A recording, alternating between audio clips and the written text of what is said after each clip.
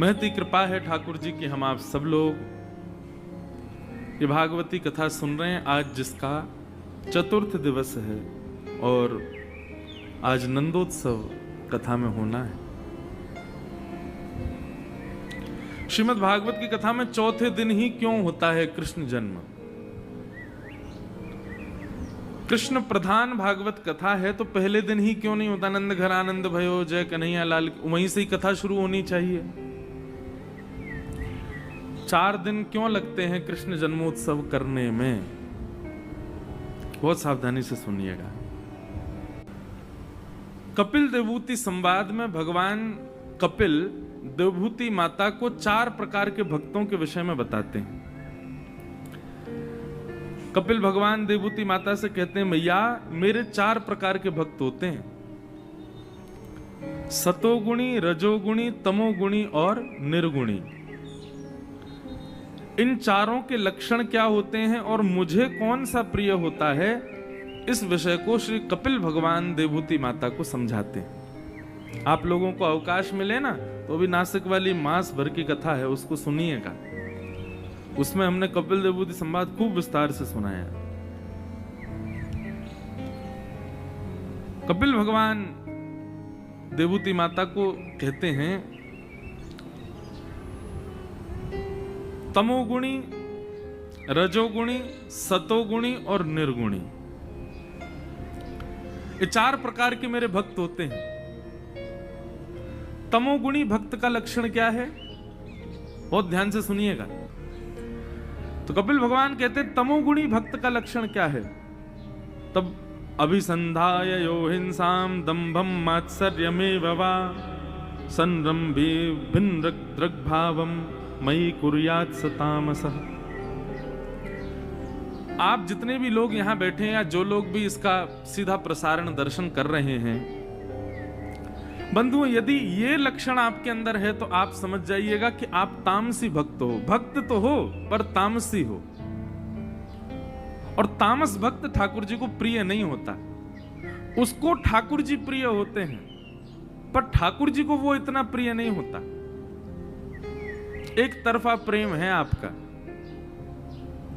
ठाकुर जी आपसे रीझ रहे हैं, प्रसन्न हैं, ऐसा नहीं है। तामसी यदि आप हो तो तामसी भक्त का लक्षण क्या है? तो सबसे पहला बताया हिंसाम, मतलब वो कथा तो सुनता है, वो मंदिर तो जाता है, पर कथा में सुनी गई बात केवल कथा तक रखता है, अपने जीवन में नहीं उतारता।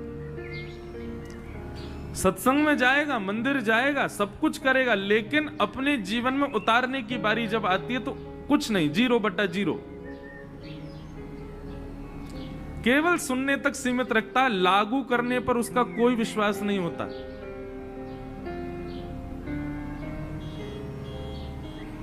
ऐसे व्यक्ति को तामसी भक्त कहा जाता है।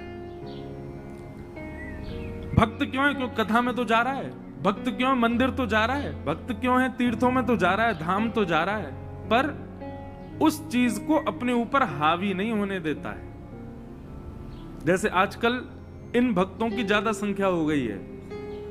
वृंदावन में भीड़ बहुत हो रही है, तीर्थों में भीड़ बहुत हो रही है। महाकाल चले जाओ, हो महाराज कितनी भीड़, लंबी लाइन लगी है। सब मंदिरों में भीड़ तो बढ़ गई है, पर यदि अगर देखा जाए, किसी की निंदा नहीं है, पर अधिकतर संख्या किसकी है? तामसियों की है। कोई व्यक्ति वृंदावन से आता है तो मुझे बड़ी चिड़चिड़ाहट होती है। कब? जब वो ऐसी बात करता है। कैसी? महाराज जी हम वृंदावन गए थे। मैंने कहा अच्छा, क्या किया वृंदावन जाके? वृंदावन गए, सबसे पहले महाराज जी वहां पर जो है जा करके हमने और बढ़िया लस्सी पी और आलू की टिक्की खाई, पेड़ा लेकर के आए, और महाराज जी वहां पे हमने राधा राधा ऐसे लिखवा लिया था यहाँ पे। उसके बाद हमने फिर खूब बढ़िया वहां नृत्य किया, और फिर सब चीज करने के बाद फिर हम बिहारी जी गए, फिर हमने संतों के दर्शन किए, फिर जमुना जी प्रणाम किए, आ गए। आप जाकर के वहां उद्देश्य क्या रख रहे हैं अपना? ये तामस भक्त का लक्षण है। ये तामसिकता आ जाती है आपके भाव में जब आप इस प्रधानता से वहां जा रहे हैं। तो हम वृंदावन जाने का नियम बताते हैं। सबसे पहले वृंदावन में प्रवेश करते ही वहां की रज को प्रणाम करो। पंचायतन है वृंदावन के पहले 5। जिस प्रकार स्कूल में जाने के लिए यूनिफॉर्म चाहिए, स्कूल में जाने के लिए वेल ड्रेस्ड अप जैसा स्कूल का नियम है वैसा चाहिए ना, वैसे वृंदावन का भी नियम है। सबसे पहले वृंदावन की रज को प्रणाम करके माथे से लगाओ। उसके बाद वृंदावन के वृक्षों को हृदय से लगा करके उनको प्रणाम करो। फिर किसी ब्रजवासी के घर की मधुकरी पाकर के ब्रजवासी को प्रणाम करो। चौथा, श्री यमुना जी को प्रणाम करो। कितने लोग ऐसे वृंदावन जाते यमुना जी का दर्शन ही नहीं करते। यमुना जी को प्रणाम करो। और फिर 5वें श्री गोपेश्वर महादेव को प्रणाम करो। वो वृंदावन में बैठे इसीलिए ताकि आपको वृंदावन का अधिकारी बना सके। जो अधिकार प्रदान करने वाले, हम उनसे वंचित होकर वृंदावन जाते हैं, वृंदावन के रूप को नहीं समझ पाते। गोपेश्वर महादेव को प्रणाम करो। इन पंचायतनों को प्रणाम करो, रज को, वृक्ष को, ब्रजवासीन को, यमुना जी को और श्री महादेव गोपेश्वर महादेव को। इनके बाद कहीं जाओ, बिहारी जी, राधा वल्लभ जी, राधा रमण जी, राधा दामोदर जी, गोपीनाथ जी, गोपेश्वर जी आदि आदि, सबसे पहले इन 5 को प्रणाम। लेकिन हम लोग क्या कर रहे हैं, हमारे पंचायतन दूसरे हैं। सबसे पहले करते हैं भेल पूरी को प्रणाम, फिर करते हैं लस्सी को प्रणाम, फिर करते हैं आलू की टिक्की को प्रणाम। उसके बाद कहीं जाकर के बिहारी जी को देखते हैं। बात तो मैं वहां ले गया, लेकिन यहां पर तामसी भक्त की चर्चा हो रही है। तामसी भक्त कैसा होता है? बोले कथा में तो जाएगा, मंदिर तो जाएगा, सब कुछ करेगा, लेकिन अपने जीवन में लागू नहीं होने देता उन चीजों को। सुनने तक सीमित रखता है बस कथा को। दूसरा लक्षण क्या है तामसी भक्त का? बोले दंभ। दंभ यानी कि केवल दिखावे की भक्ति करता है। इसको कहते हैं हम बगुला भगत। कौन सा भगत? बगुला भगत की कथा सुनी? बचपन में स्कूल में पढ़ाई जाती थी। वो नदी में एक पैर से खड़ा रहता है, आंख बंद करके खड़ा रहता है। मछलियां कहती हैं ओह बगुला बाबा आए, अरे हमारे यहाँ कुछ सिद्ध संत आए हमारी नदी में, आओ चलो प्रणाम करें सब सखियों। सारी मछलियां प्रणाम करने के लिए जाती हैं, जय हो सिद्ध संत। कोई तपस्या कर रहे हैं महाराज। इतने में ही बगुला एक आंख खोल करके देखता है, उनमें से मोटी सी मछली को तुरंत चोंच मार करके मुंह में ले लेता है, फिर तप में बैठ जाता। बगुला भगत। तो ऐसे ही बगुला भगत मतलब दंभ, केवल दिखा रहे हैं, दिखावे की भक्ति। और आजकल तो ये बहुत ज्यादा हो गई है, बिना दिखावे के तुम्हारा काम ही नहीं चल रहा है। तामसी भक्त का लक्षण क्या है? वो दिखावा करता है, वो दिखाता है कि देखो मैं भक्त हूं। तीसरा लक्षण बताया मात्सर्य में बवा। मात्सर्य मतलब पहले दिन भी कथा में बताया गया, दूसरे के प्रति ईर्ष्या। अपने दुख से दुखी कम है, दूसरे के सुख से ज्यादा दुखी है। वो इतना सुखी क्यों है? और इसीलिए वो गणेश जी के पास, महाकाल भगवान के पास जा रहा है, क्योंकि वो सुखी क्यों है, नाथ मैं क्यों नहीं हूं। हे महाकाल भगवान, आपने पड़ोसी पे बहुत कृपा कर रखी है, उसके यहां बहुत बढ़िया चल रहा है सब कुछ, हम पे कब करोगे नाथ। दूसरे के प्रति ईर्ष्या की भावना रख के जो ठाकुर जी की शरणागति में जाता है, शरण में जाता है, तो ये लक्षण जिसमें है वो तामसी भक्त है। भगवान कहते हैं वो मुझको बिल्कुल प्रिय नहीं। पहले दिन की कथा सुनने से व्यक्ति के हृदय का तामस नष्ट हो जाता है, तामसिकता खत्म होती है। दूसरे भक्त कौन से होते हैं? तब भगवान कहते हैं राजस भक्त। बोले राजस भक्त का लक्षण क्या होता है? तब भगवान कहते हैं कि विषयान विसंधाय यश ऐश्वर्यमेव वा अर्चादावर्चयत्यो माम पृथक भावस राजस। राजस भक्त का लक्षण क्या है? बंधुओं देखो, अगर आप तामसी हो तो आपका संकल्प है कि आपको राजस बनना है। कहीं आप राजस हो तो आपका अगला स्टेप है कि आपको निर्गुण बनना है। और अगर आप निर्गुण में हो तो आपको राजस हो तो आपको सतोगुणी बनना, और सतोगुणी हो तो आपको निर्गुण बनना है। इसलिए जिन जिन भावों को आप यहां सुन रहे हैं, अपने आप पहचान जाइए आप कौन से हैं और उस भाव को ठीक करने का प्रयास करो। राजस भक्त का लक्षण क्या है? तब भगवान कहते हैं सबसे पहली बात, विषय, बिना किसी विषय के मेरे पास कभी नहीं आता, बिना किसी कामना के रहित तो कभी आ ही नहीं सकता। वो कामना से ही आएगा मेरे सामने, विषय भोग की वस्तुओं को लेकर के ही आता है।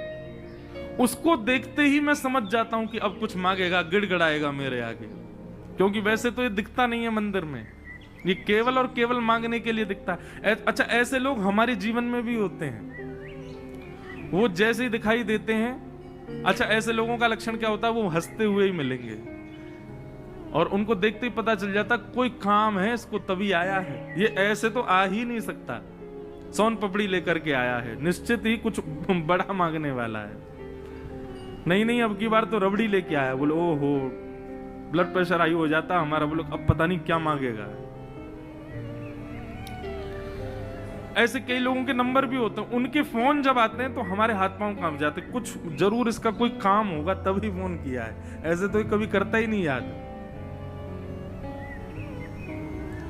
ऐसे ही बंधुओं, ठाकुर जी भी घबराते हैं इनसे, राजस भक्तों से। क्यों? जैसे ही ये आते हैं तो भगवान एक प्रकार से ये कह देते हैं, मंदिर में से मैं ऐसे भागता हूं, केवल मेरा पाषाण रहता है वहां पर, मैं तो रहता ही नहीं। क्यों? इस पर केवल काम मांगने का है।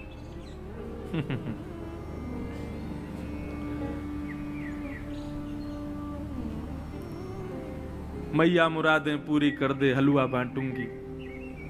मैया कह रही नहीं करूंगी तो नहीं बांटेगी, मुरादें ही चाहिए बस। लेकिन वैष्णव भक्त का स्वरूप कैसा होता है? न कोई शिकायत, नहीं कोई अर्जी, कर लो करा लो प्रभु, जो है तेरी मर्जी। राजस भक्त क्या है? वो अपनी मर्जी बताता है ठाकुर जी को कि मेरा जीवन ऐसा बनाओ जैसा मैंने सोचा है। उसको ठाकुर जी पर विश्वास नहीं है। एक प्रकार से बिगड़े हुए बालक का लक्षण है। वो माता पिता से कहता, आप जो चाहते हैं वो नहीं करूंगा, जो मेरी इच्छा है वैसे मुझको रहने दीजिए, और उसी के लिए जिद कर रहा है। ऐसा बालक भी श्रेष्ठ नहीं माना जाता, तो भक्त श्रेष्ठ कैसे हो सकता है? जो ठाकुर जी से प्रार्थना कर रहा है मेरा जीवन ऐसा हो। तो सबसे पहली बात भगवान कहते हैं कि बिना विषय के ये मेरे सामने कभी नहीं आता, राजस कोटि का भक्त। और इसकी कामना में सदा दो चीजें होती हैं, यश और ऐश्वर्य। ये केवल यश और ऐश्वर्य मांगने के लिए ही मेरे पास आता है। और अर्चा दावर चयिद्यो माम पृथक भावस राजस, इसकी निष्ठा केवल और केवल मेरे अर्चा विग्रह में होती है। अर्चा विग्रह मतलब केवल मंदिर में प्रतिष्ठित भगवान के प्रति उसकी श्रद्धा है, ना तो उनके वैष्णवों में इसकी कोई श्रद्धा होती है, ना कथाओं में इसकी कोई श्रद्धा होती है, ना संत महापुरुषों में इसकी कोई श्रद्धा, कुछ नहीं। केवल और केवल मेरी अर्चा विग्रह को पूजता है और मुझसे मांगता है, बस यही काम है इसका। देवभूति माता बोली आपको पसंद है? बोले बिल्कुल पसंद नहीं है मैया, मुझे ये प्रिय नहीं है। तो पहला तामस भक्त, पहले दिन की कथा जब आप सुनते हैं तो आपके अंदर किंचित भी अगर तामसिकता होगी ना तो वो नष्ट होती है। दूसरा भक्त कौन है? राजस भक्त। जब आप दूसरे दिन की कथा सुनते हैं तो आपके चित्त से राजसत्व नष्ट होता है। तीसरा भक्त कौन है? बोले सात्विक भक्त। सात्विक भक्त का लक्षण क्या है?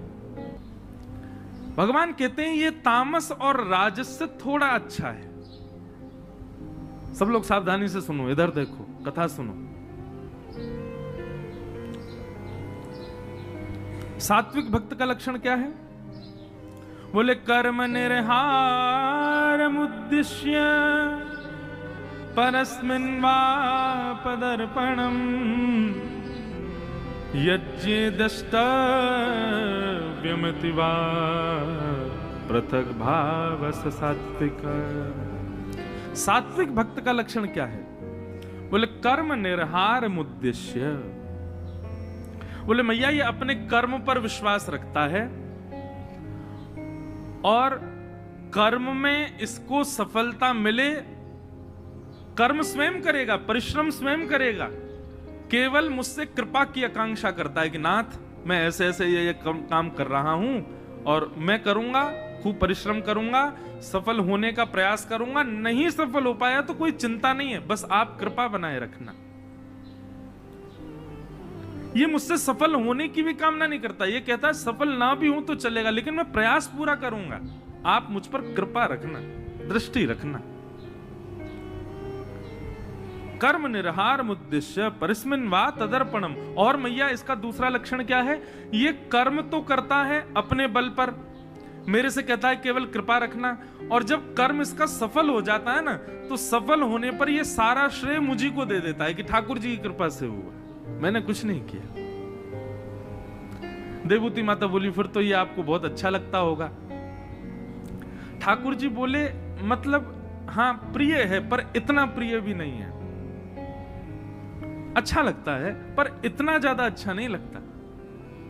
देवभूति माता बोली तो फिर आपको अच्छा लगता कौन है? तब भगवान चौथे भक्त का लक्षण बताते। तो तीसरे दिन की कथा जब आप सुनते हैं तो आपके भीतर जो सात्विक लक्षण है वो सात्विक लक्षण भी समाप्त हो जाता है। प्रथम दिन की कथा से तमोगुण नष्ट होता है, द्वितीय दिन की कथा से सतोगुण शांत होता है, और तीसरे दिन की कथा से रजोगुण, तमोगुण और सतोगुण तीनों 3 दिन की कथा से शांत हो जाते हैं। और जैसे ही ये 3 दिन की कथा से तीनों गुण समाप्त होते हैं, तीनों गुण चले गए, तो फिर क्या बचा? बोले कुछ नहीं बचा। तो आपका चित्त कैसा हो गया? बोले निर्गुण। कैसा हो गया? निर्गुण। और जैसे ही आप निर्गुण होते हैं तब चौथे दिन श्री कृष्ण का प्रादुर्भाव होता है, क्योंकि यही ठाकुर जी को प्रिय है।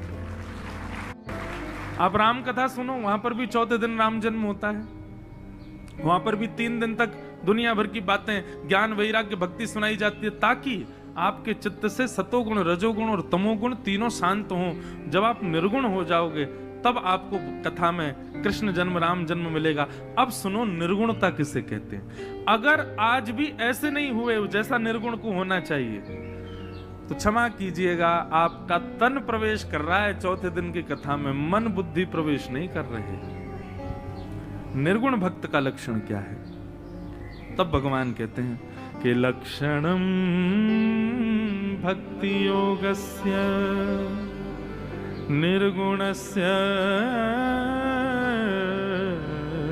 राहतम अहैतुक्य व्यवहिता या भक्ति पुरुषोत्तम। बोलो मैया निर्गुण भक्त का लक्षण कैसा होता है?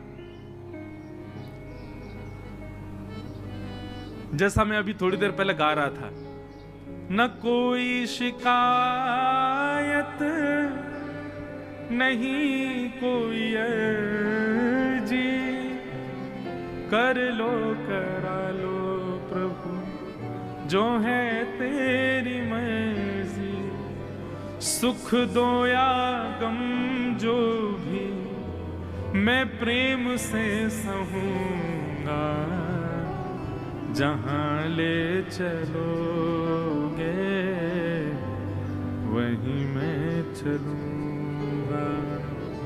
ये निर्गुण भक्त का लक्षण।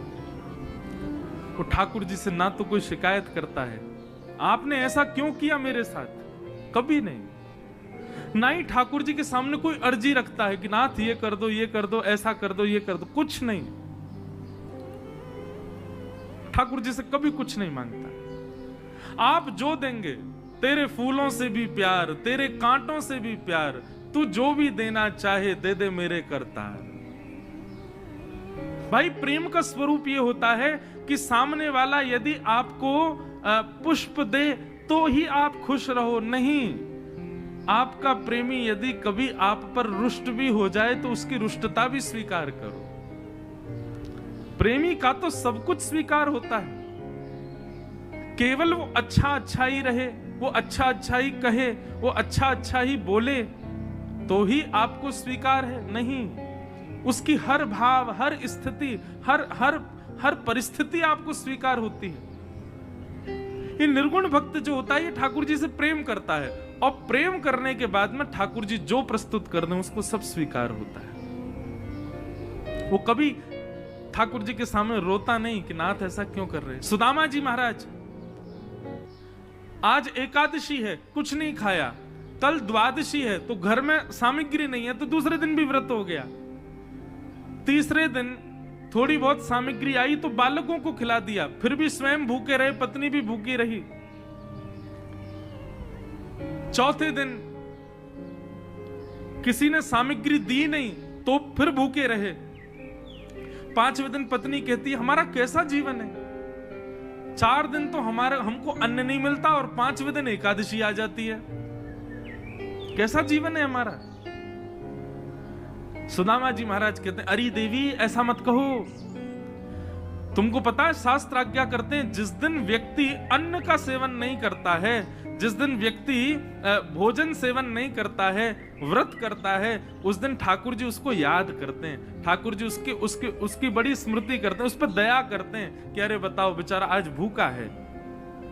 दुनिया के लोग तो 15 दिन में एक बार एकादशी करते हैं, ठाकुर जी उनको एक ही बार याद करते हैं। मैं तू कितने बड़े भागी, ठाकुर जी 15 दिन में 5 बार मेरे को तुझको याद करते हैं, 5 बार तेरी मेरी स्मृति ठाकुर जी को होती है।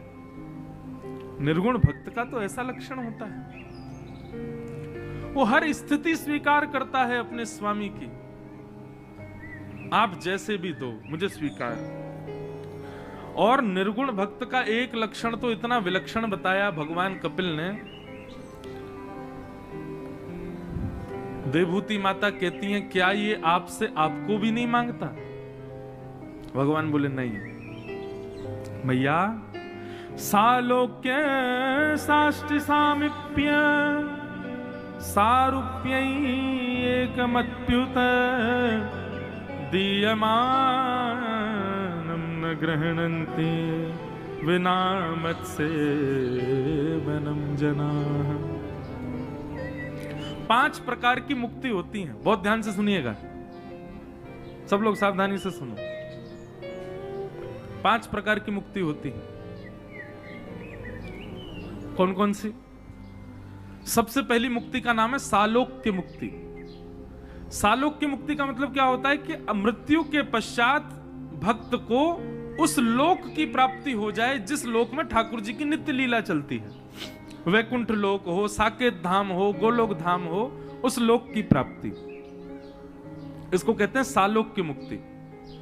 सालोक्य मुक्ति जिसको मिलती है उसको अवसर क्या मिलता है कि उसको उस लोक में ठाकुर जी के प्रत्यक्ष दर्शन हो जाते हैं, होते दूर से ही है लेकिन हो जाते हैं। कैसे? जैसे मुझे आप दिख रहे हो, ऐसे ही आपको वैकुंठ मिल जाए, गोलोक धाम मिल जाए, साकेत मिल जाए, तो वहां आपको ठाकुर जी ऐसे दिख जाएगा, ओ देखो श्याम सुंदर घूम रहे हैं, देखो देखो द्वारिकाधीश घूम रहे हैं। समीप जाने का भले ही अवसर ना मिले लेकिन प्रत्यक्ष ठाकुर जी दिख जाएंगे, हमको तो इसमें ही बहुत है।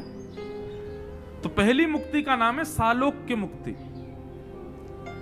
दूसरी मुक्ति का नाम है शास्त्रीय मुक्ति। शास्त्रीय मुक्ति का मतलब क्या है? इसमें थोड़ी ठाकुर जी के प्रति थोड़ा सामीप्य मिल जाता, मतलब आप दिन में एक बार ठाकुर जी के समीप जाके उनको प्रणाम कर सकते हो। ठाकुर जी मिलने का अवसर एक बार देंगे दिन में।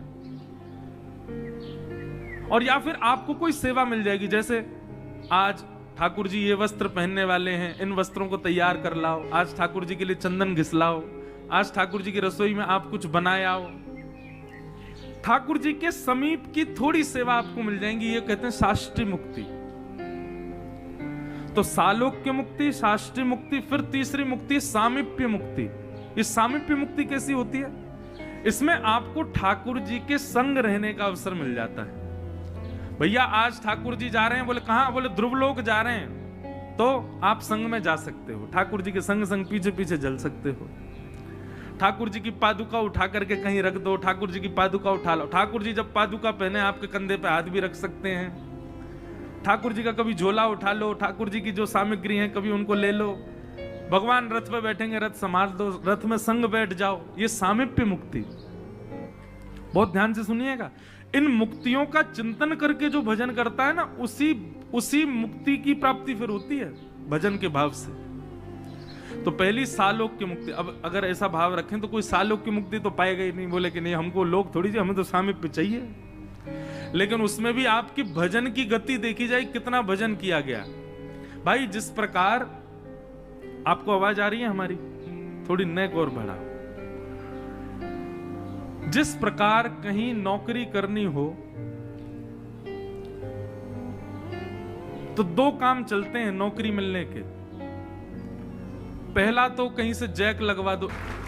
अच्छा, एक बार मुझसे एक व्यक्ति बोला, बोले महाराज जी आप एक काम क्यों नहीं करते? मैं क्या? बोले ये भक्ति ज्ञान वैराग्य और ये बाहर की कथाएं थोड़ी कम सुना के लीला ही लीला सुनाई जाया करें तो। हमने उसको एक उत्तर दिया, मैं सुनो, आपके मंडीदीप क्षेत्र में अगर थोड़ी बहुत गंदगी भर जाए, आपने क्या किया? यहां के जो मुखिया थे, यहां के जो राजा हैं या जो भी हैं, उनको आपने आमंत्रित किया। आपके बड़े बुलावे पर वो यहां आ गए और आपने जैसे ही वो यहां आए तो आपने बड़ा स्वागत किया। स्वागत के बाद उन्होंने कहा आपने हमको क्यों आमंत्रित किया? तो आपने गंदगी दिखाई। बोले ये साफ करवाने के लिए बुलाया है। तो राजा की इसमें अवहेलना हो गई ना, कि राजा को आप इसलिए थोड़ी बुला सकते हो। राजा के सामने याचिका रख दो, राजा कुछ सैनिक भेज देगा, वो साफ सफाई करके आ जाएंगे। जब साफ सुथरा हो जाए तब राजा को बुलाओ। ठीक वैसे भैया हमारे किशोरी जी, हमारे ठाकुर जी राजा हैं और हमारे चित्त में अभी बड़ी गंदगी है। पहले बाहर की ये सब कथाएं, भक्ति ज्ञान वैराग्य आदि, ये सब, इन सब कथाओं से पहले वहां का मार्जन कर लिया जाए, पहले उसको स्वच्छ कर लिया जाए, पहले उसको पवित्र कर लिया जाए। जब हृदय पूर्ण रूपेण पवित्र हो जाए तब श्यामा श्याम का आह्वान किया जाए। अब बीच बीच में आ जाता है भाव, और भाव आता है तो अपने आप लीला प्रकट होती है। लीला सोच करके थोड़ी बोली जाती है। जब ठाकुर जी को लगता है कि हाँ आधे से ज्यादा श्रोताओं का चित्त थोड़ा साफ हो गया है, सोई व्यास जी के मुख से अपनी लीला बुलवा देते हैं। तो भैया 4 दिन लगे इसीलिए रहे ताकि आपके चित्त की सफाई हो, कल से फिर ठाकुर जी वहां विराजें। अभी हम सफाई तो कर रहे हैं। तो ध्यान से सुनो, कौन कौन सी मुक्ति हो गई? सालोक्य मुक्ति, फिर शाष्टी मुक्ति, फिर सामीप्य मुक्ति। 4 मुक्ति हो गई। और फिर चौथी मुक्ति कौन सी है? 5वीं मुक्ति है सारूप्य मुक्ति। सारूप्य मुक्ति मतलब ठाकुर जी जैसा रूप आपको प्राप्त हो जाएगा। मतलब ठाकुर जी जैसे कमल नेत्र आपके भी हो जाएंगे। और ये सब वहां जाके यहाँ पे भी हो जाता है। जब आप बहुत सेवा करते हैं ना, तो आपके अर्चक ठाकुर जी का ही रूप आप में आने लग जाता है। कई बार मैंने अनुभव किया, लोग मिलने आते हैं, उनका रूप देख के मैं पहचान जाता हूं कि ये ठाकुर जी की सेवा करते हैं। क्यों? उनके नेत्र की गंभीरता, उनकी वाणी की सहजता, उनकी चाल ढाल, वो सब बता देती है कि ये ठाकुर जी की सेवा करते होंगे। क्योंकि थोड़े थोड़े ठाकुर जी जैसे हो जाते हैं वो। तो सारूप्य मुक्ति कैसी है?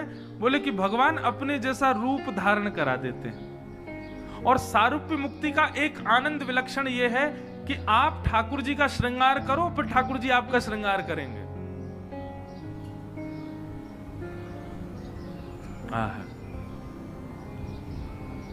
एक पद गाता हूं ना मैं, तू है सखी बड़ भाग बड़ी, नंदलाल तेरे घर आवत है।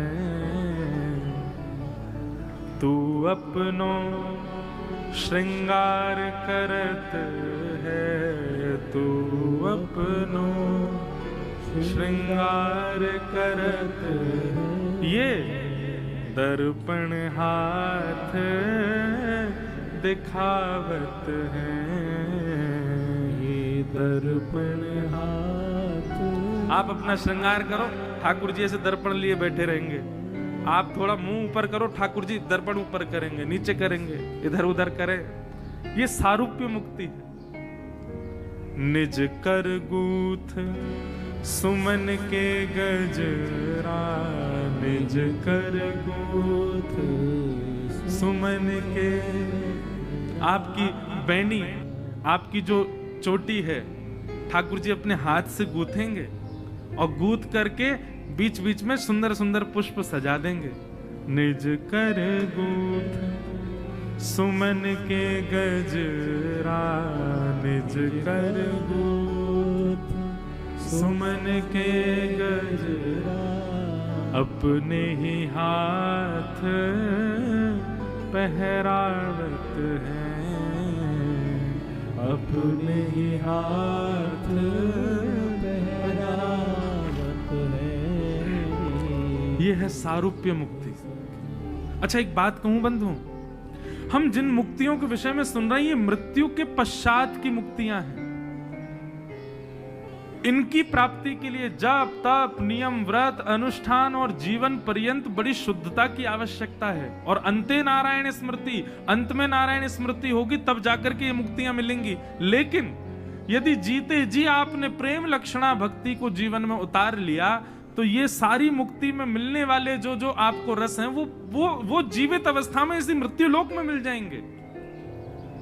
स्वामी श्री हरदास जी को मिले, श्री हृदयवंश महाप्रभु को मिले, हरिराम व्यास जी को मिले, भक्तिमती मीराबाई को मिले, सूरदास जी को मिले, सूरध्वज जी को मिले। प्रेम लक्षणा भक्ति यदि हमारे भीतर है, जिसमें प्रेम प्रधान है, तो वहां पर ये पांचों की पांचों मुक्तियां आपकी जीवित अवस्था में प्रकट हो जाए। और हमारा उद्देश्य यही है। मैं अभी ये बात पहले बोल दी, पर ये पांचों मुक्तियों का वर्णन करके मैं यही कहता कि हमको मृत्यु के बाद इनकी आवश्यकता नहीं, हमको तो जीते जी चाहिए। यही हमारा उद्देश्य है। हमको ठाकुर जी यही चाहिए। ये सब कुछ ठाकुर जी ने दिया है। कितने भक्तों को दिया है ये पांचों सुख, पांचों मुक्तियों का सुख इसी धराधाम पर दिया है ठाकुर जी ने। तो सारूप्य मुक्ति, ये सारूप्य मुक्ति कैसी है? ठाकुर जी यहां पर आपको अपना जैसा रूप देते हैं। भगवान को कोई इत्र बढ़िया लगा, इत्र लगाएंगे और फिर दौड़े दौड़े आपके पास आएंगे, देख मुझको बहुत जोर का इत्र मिलो, तेरे को लगा दूं, सो आपको भी लगा देंगे। और कहो लगा में नहीं होके मेरे गले लग जा, मेरी सुगंधी तो में आ जाए। मतलब ठाकुर जी सख्य भाव, प्रियतम भाव सब निभाएंगे। इसको कहते हैं सारूप्य मुक्ति। और अंतिम मुक्ति का नाम, पांचवी मुक्ति है एकत्वम। एकत्वम मुक्ति का अर्थ क्या है? इसमें कोई लीला विलास नहीं है। आप ठाकुर जी को देखते देखते देखते देखते उन्हीं में ही विलीन हो जाओगे, ठाकुर जी में ही अवस्थित हो जाओगे। तुम्हें ही देख तुम्हें ही हुए जाई, लाल दे लाली मेरी लाल की, जित देखूं तित लाल, लाल ही देखन मैं चली, मैं हूं है गई लाल। ये एकत्वम, आप उन्हीं में ही विलीन हो जाओगे और उन्हीं के भीतर ही सुख पाओगे। ये 5 प्रकार की मुक्तियां हैं। सालोक्य, साष्टी, सामीप्य, सारूप्य और एकत्वम। भगवान कहते हैं मैया, ये निर्गुण भक्त जो होता है ना, ये पांचों की पांचों मुक्तियों से भी डिनाय कर देता है। नहीं चाहिए मुझे पांचों मुक्तियां नहीं चाहिए। आप मेरी बात कर रही हो कि मुझे मांगते हैं कि नहीं? अरे ये मेरे द्वारा प्रदत्त मुक्ति भी नहीं मांगते, इनको मुझसे कुछ नहीं चाहिए, ये मुझसे कभी कोई याचना नहीं करते। अरे ये भी नहीं कहते कि नाथ हमारा आपसे प्रेम बना रहे ना, कुछ नहीं, इनका कोई काम ही नहीं है मुझसे कुछ कहने का। ये केवल मेरे प्रेमी हैं, मुझे निहारते रहते हैं, मेरे सामने खड़े रहते हैं, दोनों भुजाएं फैला देते हैं और फैला के कहते हैं नाथ आप मेरे हो, मैं आपका हूं। बस इतना ही इनका भाव है, इसके अतिरिक्त ये कुछ नहीं। और नेत्रों से अश्रुधार बहाते रहते हैं।